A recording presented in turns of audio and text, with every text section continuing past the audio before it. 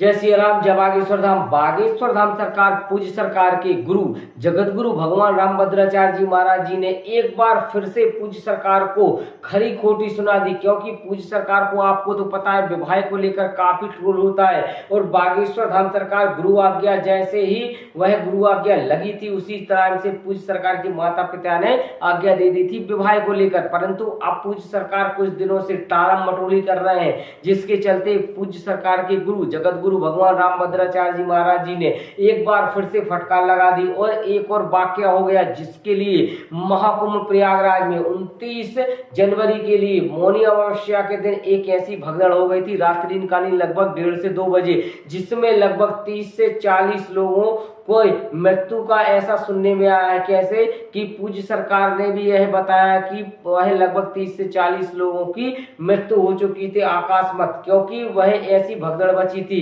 चारों तरफ से भगदड़ मची थी। तो जिसके चलते बागेश्वर बाबा ने एक बयान दे दिया था कि वह जो भी गंगा के तट पर वह गंगा के किनारे यदि उसकी मृत्यु हो जाएगी तो उसको मोक्ष प्राप्त हो जाएगा। ऐसे बयान को लेकर जगत गुरु भगवान रामभद्राचार्य जी महाराज जी ने काफी खरी खोटी सुनाई और पूज्य सरकार से यह तक कह दिया कि आप कौन होते हो मोक्ष का वह प्रारूप करने वाले, आप कैसे, आपको कौन ने हक दे दिया। तो जिससे चलते पूज्य सरकार को काफी वह मानो गुस्सा भी हुए और पूज्य सरकार के लिए जो विवाह के लिए वह टाला मटोली करते रहते उसके लिए भी पूज्य सरकार के लिए कहा गया, क्योंकि उनको पता है कि यदि विवाह हो जाएगा तो निश्चित ही जो इनके भाषण रहते हैं, जो इनके जो अंदर से मतलब वह कटु वचन निकलते हैं, वह कटु वचन थोड़े कम हो जाएंगे। जैसे कि मुस्लिम समुदाय के लिए कटु वचन निकलते हैं, क्योंकि वह मुस्लिम समुदाय जब एंट्री नहीं दी थी तो मेरे अंगने में तुम्हारा क्या काम है, इस तरीके से पूज्य सरकार ने कहा था।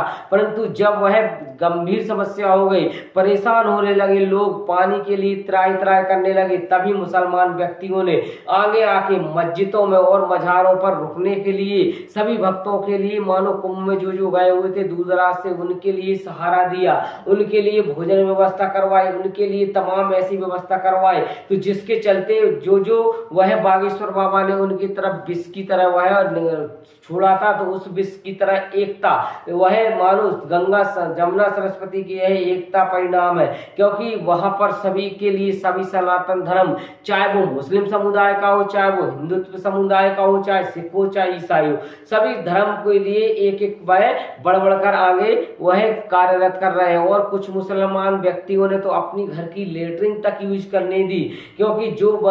मानो लगभग 2-3 दिन से भूखे थे उनके लिए भोजन प्रसादी करवाई और उनके लिए तमाम जो सुख सुविधाएं पूरी करवाई। तो आखिर कहने का ये तात्पर्य कि बागेश्वर बाबा हमेशा मुसलमान ही व्यक्तियों पर खरी खोटी सुनाते रहते, उनको वह ऐसा कहते रहते, परंतु वह कहने का ये तात्पर्य हो गया कि मुसलमान व्यक्ति नहीं होते तो हो सकता है इसकी तादाद और बढ़ जाती और यह जो मृतकों की संख्या है और आगे बढ़ जाती। अभी तक कोई ऐसी पुष्टि नहीं हो पाई कि मृतकों की संख्या कम होने का नाम ले रही हो, आगे निरंतर